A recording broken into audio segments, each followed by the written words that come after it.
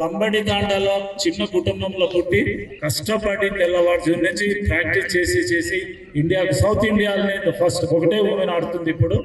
ఆమెకు కొన్ని అనివార్య కారణాల వల్ల కొంతమంది స్వార్థం అనొచ్చలేదో కానీ ఆమెకు ప్రాపర్ ఛానల్ లేక గుర్తింపు లేక యాక్చువల్ గత సీఎం నిఖిల్ జరీన్తో పాటు భోజనానికి ఇన్వైట్ చేస్తే కూడా ఫోన్ చేయలేదు. నాకు తెలుసు కొన్ని కఠోరంగా మాట్లాడాల్సి వస్తుంది కనుక ఆమెకు వచ్చిన అవకాశం వినియోగించుకోలేకపోయింది.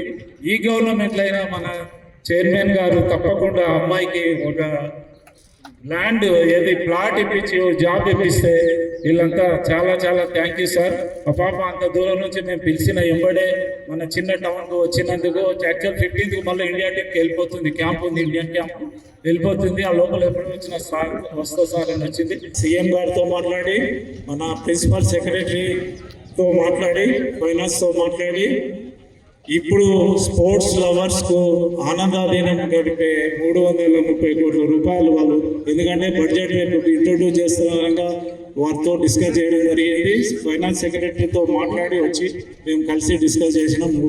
360 కోట్లు వస్తాయి అన్నాడు. 330 కోట్లు పెట్టి మనస్ఫూర్తిగా నేను ఒక స్పోర్ట్స్ లవర్గా, స్పోర్ట్స్లో ఒక పార్ట్గా ఉన్న వ్యక్తిగా వారికి మనస్ఫూర్తిగా ఈ బడ్జెట్ పెంచినందుకు ఇది హిస్టరీ చరిత్రలోనే ఫస్ట్ టైం ఇంత బడ్జెట్ స్పోర్ట్స్కు, కాబట్టి మనస్ఫూర్తిగా ధన్యవాదాలు.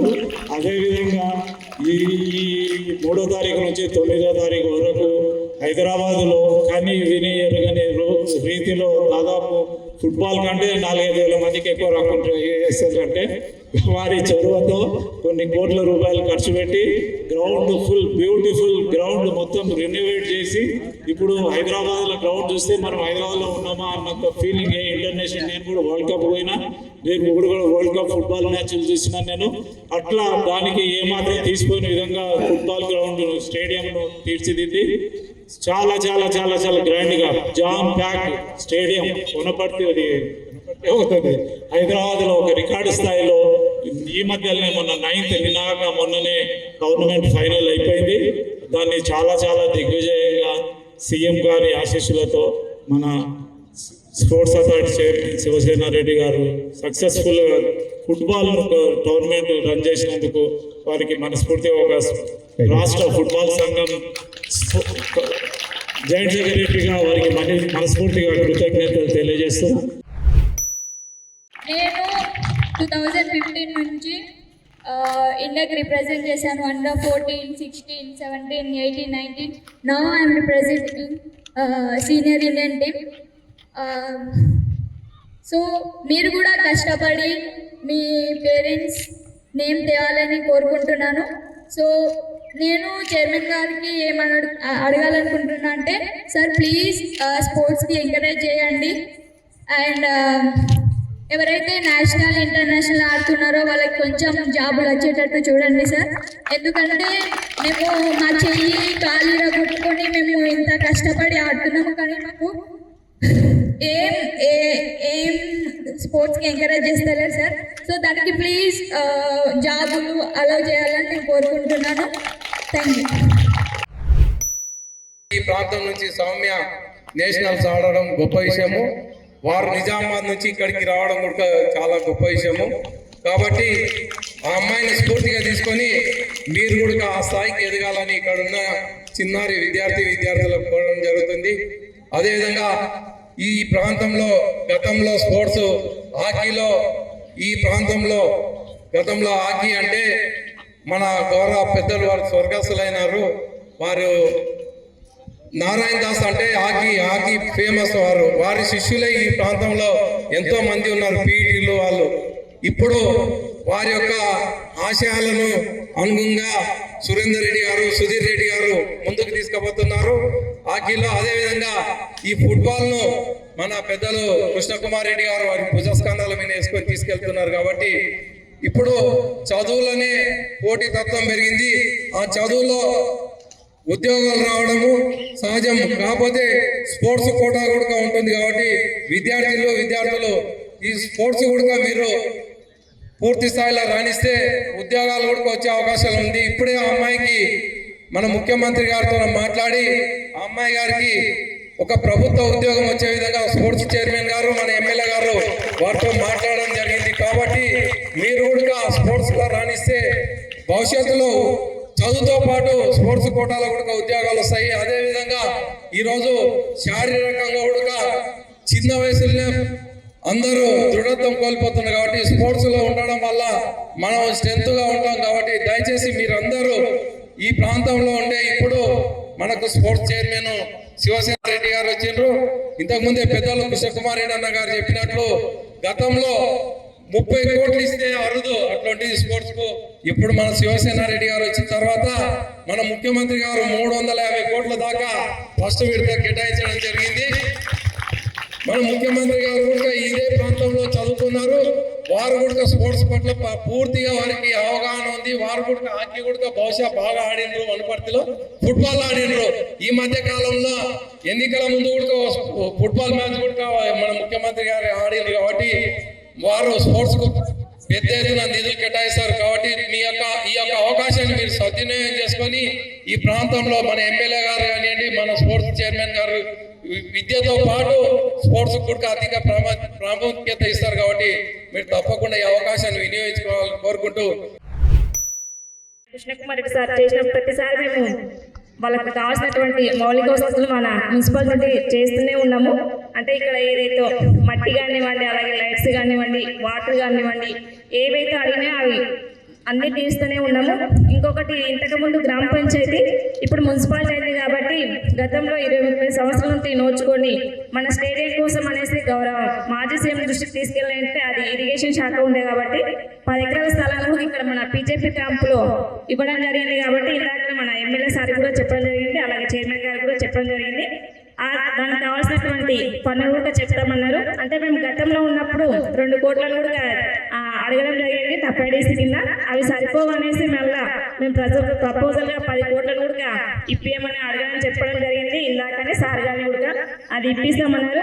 అది అయిన వెంటనే తొందరగా ఇక్కడ అంటే నేషనల్ ఇంటర్నేషనల్ స్థాయిలో ఉన్నటువంటి కావాల్సినటువంటి మౌలిక వసతులన్నింటినీ కూడా ఇక్కడ మనం కట్టిస్తే మీ పేరు కూడా ఉంటుందనేసి కూడా తెలియజేసుకుంటున్నాను. అంటే ఇక్కడ అందరికీ అంటే నేషనల్ ఇంటర్నేషనల్ అంటే యోగా కానివ్వండి, అలాగే స్పోర్ట్స్ కానివ్వండి, ఇండోర్ అవుట్డోర్ షటిల్ కానివ్వండి, ఫుట్బాల్ కానివ్వండి, త్రోబాల్ కానివ్వండి, ఖోఖో కానివ్వండి, కబడ్డీ కానివ్వండి, అన్నింటికి సంబంధించినటువంటి ఆటలను ఇక్కడ మన స్టేడియంలోనే నిర్వహించుకోవడం జరుగుతుంది. కాబట్టి పెద్దలందరూ సహకరిస్తే ఇది కూడా అవుతుంది అనేసి తెలియజేసుకుంటున్నాను.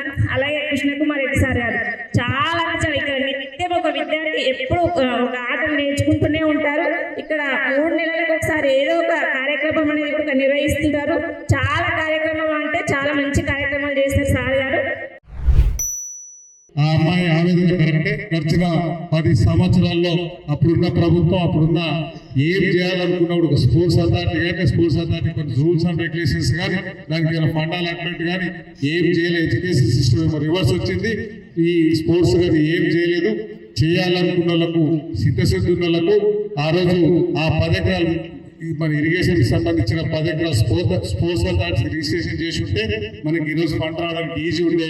అయినా కూడా ఇప్పుడు మళ్ళీ దాని మున్సిపాలిటీ చట్టం ప్రకారం దాన్ని ఎట్లా మార్చాలి, ఏం చేయాలని మనం ఆ ల్యాండ్ని మార్చిచ్చే ప్రయత్నం చేద్దాం. అదర్వైజ్ అది కూడా ఇబ్బంది ఉంటే వేరే ల్యాండ్ ఇక్కడ ఉన్న గవర్నమెంట్ ల్యాండ్ ఉంటే అర్జెంటుగా వనపర్తికి సంబంధించి 7 మండలాలు వనపర్తి నియోజకవర్గానికి సంబంధించిన ఎంత గవర్నమెంట్ ల్యాండ్ నుండి స్పోర్ట్స్ అథారిటీకి వితిన్ 1 monthలో 100 ఎకరాలు చేసిన బాధ్యత స్పోర్ట్స్ అథారిటీ నేను తీసుకుంటాను. మండలం నుంచి వనపర్తి నుంచి కలెక్టర్ గారితో నేను మాట్లాడుతున్నా. మీరు ఆయన స్పోర్ట్స్ చైర్మన్ ఆయన ప్రమాణ స్వీకారం చేయకముందే ఫస్ట్ నా లెటర్ పోయింది. ఎట్లా వనపర్తి కదా మనం మర్చిపోతే సీఎం సార్ అక్కడికి అడుగుతారు. కాబట్టి వనపర్తికి సంబంధించిన 140 గ్రామ పంచాయతీలు, ఇక 12 వార్డులు, వనపర్తిల 33 వాళ్ళు అన్నిటికి కలిపి మినిమం మినీ స్టేడియంతో స్టార్ట్ చేస్తే మండలానికి వస్తే మండలం స్టేడియం, వనపర్తికి వస్తే అతి పెద్ద తెలంగాణ రాష్ట్రానికి మొట్టమొదటి తెలంగాణ రాష్ట్ర స్పోర్ట్స్ చైర్మన్ అయినాక వనపర్తిలో చదువుకున్న మన ముఖ్యమంత్రి మన ముద్దుబిడ్డ రేవంత్ రెడ్డి గారు అక్కడ ఉన్నారు. కాబట్టి మనకేమొస్తుందో తెలుసా? నాకు తెలిసి 4 తెలంగాణ రాష్ట్రంలో ఎంత ముందున్న స్పోర్ట్స్ చైర్మన్ గారు 3 స్పోర్ట్స్ స్కూల్ ఉన్నాయి. 4వ స్కూల్ వనపర్తికి తీసుకొస్తున్నారు. కాబట్టి మనం ఒకసారి తప్పట్టు కొట్టాలి. 70 కోట్ల వనపర్తికి స్పోర్ట్స్ స్కూల్ వస్తుంది. ఎందుకు వస్తుంది? మన చైర్మన్ గారు ఉన్నారు కాబట్టి మనకు వస్తుంది. దాంతో పాటు పాలిటెక్నిక్ చుట్టూ 1.5 కిలోమీటర్ వాకింగ్ ట్రాక్ ఉంటుంది. దానికి నా స్పెషల్ రిక్వెస్ట్ ఇక్కడ నుంచి ఫిబ్రవరి నుంచి వేదిక నుంచి చైర్మన్ గారికి 12 కోట్ల దాకా అక్కడ వాకింగ్ సింథటిక్ ట్రాక్ ఉంటుంది. అది కూడా శాంక్షన్ చేయాలని ఆయనకు రిక్వెస్ట్ చేసుకుంటున్నా. అది కూడా చేస్తామని ఆశిస్తున్నాం. దాంతో పాటు మండలాలు ఉన్న అన్ని గ్రౌండ్లకు స్టేడియం చేసేసి మనం ఇక్కడ నుంచి వనపర్తి నుంచే స్పోర్ట్స్ అంటే ఇట్లా ఉంటుంది. స్పోర్ట్స్ అంటే వనపర్తికి ఫస్ట్ నుంచి ఎడ్యుకేషన్తో పాటు స్పోర్ట్స్ కూడా చాలా చరిత్ర ఉంది. కాబట్టి ఇవన్నీ మనం దృష్టిలో పెట్టుకొని మీరు నేను ఇక్కడ చదువుకున్న సీఎం గారు ముగ్గురం కలిసి వనపర్తిని మొట్టమొదటి స్థానంలో పెట్టడానికి ప్రయత్నం చేద్దాం. కాబట్టి మీరందరూ సహకరించాలని స్థానిక శాసనసభ్యులది, మున్సిపల్ చైర్మన్ది, ఇక స్థానిక నాయకులు అందరూ కలిసి వెంటనే దాన్ని స్పోర్ట్స్ అథారిటీ ఆఫ్ తెలంగాణ పేరు మీద మీరు ట్రాన్స్ఫర్ చేస్తే వెంటనే ఆ 10 ఎకరాలలో మీరు అడిగిన దానికంటే ఎక్కువగా 10 ఎకరాలలో మీరు అడిగిన దానికంటే ఎక్కువగా నిధులు మంజూరు చేసే బాధ్యత నేను తీసుకుంటాను. మీ అందరికీ లేట్ లేకుండా టీవైఎస్ గారు అది కంప్లీట్ అయినట్టే వెంటనే దానికి డిపిఆర్ రెడీ చేయాలి. మీరు అడిగేది ఫుట్బాల్కు ఏదో అదే మీరు అడుగుతున్నది ఏం కావాలన్నది అన్నింటికీ కలగలిపేటట్టు మల్టీ విధంగా దాన్ని ఏ విధంగా చేయాలో 10 ఎకరాలు ఉన్నట్టున్నారు, ఏదో 3 ఎకరాలు 4 ఎకరాలు అంటే ఏదో ఒకటి అంశం పెట్టచ్చు. అన్ని విధాలుగా కలిసే విధంగా ఒక మంచి స్టాండర్డ్తో కూడినటువంటి కాంప్లెక్స్ ఏర్పాటు చేసే కార్యక్రమం తీసుకుందాం. దానికి ఏమేమి అవసరం వస్తాయో మా డీలను పంపిస్తాం. యువఎస్ గారు ఇక్కడే ఉన్నారు. మరి ఇమీడియట్గా ఆ గ్రౌండ్ దేనికి షూటబుల్ అవుతుందో సెట్ చేస్తారు. అంత లోపల దాన్ని ట్రాన్స్ఫర్ చేసే కార్యక్రమం తీసుకోవాల్సింది ప్రజాప్రతినిధులు, స్థానిక ప్రజాప్రతినిధులు. అందులో భాగంగా మీరు గత ప్రభుత్వంలోకి పోతే ఏ రోజు కూడా స్పోర్ట్స్ మీద ఇంత వ్యవస్థ లేదు. ఈరోజు సౌమ్య మాట్లాడుతున్నప్పుడు అమ్మాయి ఆవేదనతో, సార్ మాకు ఉద్యోగాలు ఇవ్వండి, మేము ఈ దేశం కోసం ఈ రాష్ట్రం కోసం మా కాళ్ళు చేతులు విడగొట్టుకుంటున్నాం, అయినా గతంలో మాకు ఎటువంటి సహాయ సహకారాలు అందలేదు అని చెప్తుంది. అది వాస్తవమే. కానీ ఇప్పుడు పాలసీ 10 సంవత్సరాలలో ఇంతవరకు తెలంగాణలో స్పోర్ట్స్ పాలసీ లేదు. ఆంధ్రప్రదేశ్లో ఉన్న పాలసీనే కొనసాగుతుంది. రాష్ట్రం విడిపోయిన తర్వాత పాలసీ ఉంటేనే రాష్ట్రం నుంచి ఎటువంటి నిధులైనా వాటికి మంజూరు చేసే అవకాశం. పాలసీ లేని పక్షాన ఈ 10 ఏళ్లలో విద్యార్థులు చాలా గేమ్స్లలో నష్టపోవడం జరిగింది. కానీ ఈ డిసెంబర్ కానీ జనవరి వరకు తెలంగాణ ప్రభుత్వం పాలసీని సిద్ధం చేస్తుంది స్టాట్స్ ఆధ్వర్యంలో. ఆ పాలసీలో ఎవరైతే దేశం కోసం ఇటువంటి విద్యార్థులు ఆడుతున్నారో వారికి వెళ్ళడానికి అయ్యే ఖర్చులు కూడా స్టాట్స్ అంటే స్పోర్ట్స్ అథారిటీ ఆఫ్ తెలంగాణ భరించే విధంగా ఈరోజు అందులో అంశాలను చేకూర్చున్నాం. దాంతోపాటు విదేశాలలో, నేషనల్లో, ఇంటర్నేషనల్లో గోల్డ్ కొట్టి ఇండియాకి వచ్చిన వెంటనే వారికి ఎటువంటి సన్మానాలు చేయాలి, వారికి ఏ విధమైన క్యాష్ ప్రైజ్ ఇవ్వాలి, వారికి ఎటువంటి సహాయ సహకారాలు ప్రభుత్వం అందించాలో పాలసీలో పెడుతున్నాం. స్పోర్ట్స్ ఒక రాజ్యాంగంలాగా ఈ పాలసీని తీసుకొస్తున్నాం. కాబట్టి ఎవరు అధైర్యపడాల్సిన అవసరం లేదు. ఆడుకునే రాబోయే స్పోర్ట్స్ మెన్స్ అందరికీ మహాదశగా అందరికీ తెలియజేస్తాం. ఎందుకంటే గతంలో ఇటువంటి పరిస్థితి లేకపోవడానికి కారణం ఏంటంటే పాలసీ లేకపోవడం వల్లనే. మీరందరూ చూసిండ్రు, మొన్న దీప్తి అమ్మాయి ఒలింపిక్స్ లో, పారా ఒలింపిక్స్ లో ఈరోజు బ్రాంజ్ కోట్ వచ్చిన తర్వాత ఆ అమ్మాయికి పాలసీ లేకపోతే మేము మన స్టేట్ నుంచి ఇవ్వాల్సింది 2 లక్షలే. కేవలం స్టాట్స్ నుంచి ఇవ్వాల్సింది 2 లక్షల రూపాయలు ఇవ్వాలి అమ్మాయి. గౌరవ ముఖ్యమంత్రి గారి దగ్గరికి వెళ్ళి అన్న పరిస్థితి ఇది, మన రాష్ట్రానికే కాదు ఉమ్మడి ఆంధ్రప్రదేశ్లో కూడా ఎవరు ఈ విధంగా కొట్టలేని పరిస్థితి ఉంది. ఒలింపిక్స్ నుంచి కొట్టొచ్చింది. ఖచ్చితంగా మనం 50 లక్షల నుంచి ₹1 కోటి ఇస్తే రాబోయే రోజుల్లో ఒలింపిక్స్ వెళ్ళడానికి ఉత్సాహం చూపిస్తారు. ఆ అమ్మాయికి ఒక ఉద్యోగం ఏర్పాటు చేస్తే, ఒక ఉద్యోగంతో పాటు ఒక ఇల్లు, ఏదైతే ఒలింపిక్స్ వెళ్ళొచ్చిన వాళ్ళకి ఏ విధంగా అయితే మనం చేసినామో పారా ఒలింపిక్స్ లో కొంత హ్యాండిక్యాప్ ఉన్న వాళ్ళు ఒక బాధలో ఉంటారు, వారికి కూడా తెలంగాణ రాష్ట్రం ఎప్పుడు అండగా ఉంటుందనే మెసేజ్ గ్రౌండ్కి పంపాలంటే ఈక్వల్ గా పారా ఒలింపిక్ ఈక్వల్ గా పోదామనంటే ముఖ్యమంత్రి గారు 2వ నిమిషం ఆలోచించకుండా వెంటనే శాంక్షన్ చేయడం, ఆ అమ్మాయికి 500 గజాల స్థలం ఇవ్వడం, దాంతో పాటు ఉద్యోగం ఇవ్వడం, వెంటనే ₹1 కోటి తెలంగాణ రాష్ట్ర ప్రభుత్వం స్పోర్ట్స్ అథారిటీ ఆఫ్ తెలంగాణ తరఫు నుంచి శాంక్షన్ చేయడం జరిగింది. రాబోయే రోజుల్లో విద్య ఎంత ఇంపార్టెంటో స్పోర్ట్స్ కూడా, క్రీడలు కూడా అంతే ఇంపార్టెంట్ గా తీసుకోవాల్సిన బాధ్యత ఈనాటి యువకులు తీసుకోవాలి, ఈనాటి విద్యార్థులు తీసుకోవాలి. ఖచ్చితంగా గేమ్ రాబోయే రోజుల్లో మేము టార్గెట్ 2028 ఒలింపిక్స్ టార్గెట్ గా పెట్టుకున్నాం. 2028 ఒలింపిక్స్ లో తెలంగాణ నుంచి ఖచ్చితంగా గోల్డ్ మెడల్ సాధించే విధంగా, ఇండియాకు గోల్డ్ మెడల్ సాధించే విద్యార్థుల్లో తెలంగాణ నుంచి ఖచ్చితంగా ఉంటారు. ఆ విధంగా అడుగులు వేస్తుంది ఈరోజు sports sports authority of Telangana మీ అందరికీ తెలియజేస్తా ఉన్నాం. రాబోయే రోజుల్లో కూడా మీకు ఎటువంటి అవకాశాలు కావాలన్నా, ఎటువంటి అవసరాలు ఉన్నా, మీకు క్రీడలకు సంబంధించిన ప్రతి అంశంలో శాట్స్ సిద్ధంగా ఉంది. అదేవిధంగా ప్రతి మండల్ హెడ్ క్వార్టర్ లో గ్రౌండ్స్ ఏర్పాటు చేయడానికి సిద్ధంగా ఉన్నాం. గ్రామ స్థాయిలో కూడా ఈరోజు సీఎం కప్ ఏర్పాటు చేసి, ఇప్పటివరకు ఇంతకుముందుకు ఎప్పుడు గ్రామ స్థాయిలో సీఎం కప్ పెట్టలేదు. సీఎం కప్ ఆవిష్కరించబోతున్నాం. ప్రతి గ్రామంలో ఇక్కడ ఎంతో మంది నాయకులు ఉన్నారు. మీ గ్రామంలో ఇప్పుడే రెడీ చేయండి. 14 ఏళ్ళ లోపు ఎంతమంది ఉన్నారు, 16 ఏళ్ళ తర్వాత ఎంతమంది ఉన్నారు, 18 ఏళ్ళ పైన ఉండే వాళ్ళు ఎంతమంది ఉన్నారో మొత్తం 3 విడతలుగా 6 రోజులు ప్రతి గ్రామంలో ఈ నెల అక్టోబర్ 2వ తారీఖు నుంచి మొదలవుతాయి. ముఖ్యమంత్రి గారు ఆవిష్కరిస్తారు. అక్టోబర్ 21 నుంచి గేమ్స్ అన్ని మళ్ళీ యథావిధిగా సాగుతాయి. అంటే గ్రామ స్థాయిలో సాయంత్రం 6 కాగానే పులిపాటికి తీసుకొని రండి అనే పరిస్థితిలో తయారైన పరిస్థితులు కనబడుతున్నాయి. ఈ 10 ఏళ్ళలో మనం చూస్తే సాయంత్రం సచ్చినా దావతే, భక్తినా దావతే, అన్నింటికీ మంది ముందర పెడుతుంది. మందు కాదురా బాబు, కావాల్సింది మన జ్ఞానం పెంచుకోవాలంటే క్రీడల్లో ముందుకు పోవడం. ఖచ్చితంగా మన శరీరాన్ని మనం కాపాడుకోవాలి అంటే మందు, ఈ డ్రగ్స్ వీటన్నింటినీ దూరం చేయాలంటే వాటికి ఈక్వల్ గా మనం ఆటలను ముందుకు తీసుకొచ్చుకోవాలి.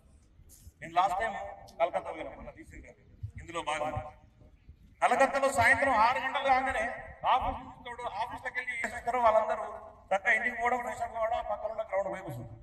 స్టూడెంట్స్ ఇంటికి రాగానే ఫ్రెష్ అప్ కావడం, మళ్ళీ సరౌండింగ్స్ గ్రౌండ్ లో వాళ్ళు అది వాళ్ళు ఆడనిగా పోరు. ఆడేటోళ్ళు స్టూడెంట్ ఎక్కడైనా పోతారు, లేకపోతే ఆడేటోడు ఆడనిగా పోతాడు, స్టూడెంట్గా పోతారు.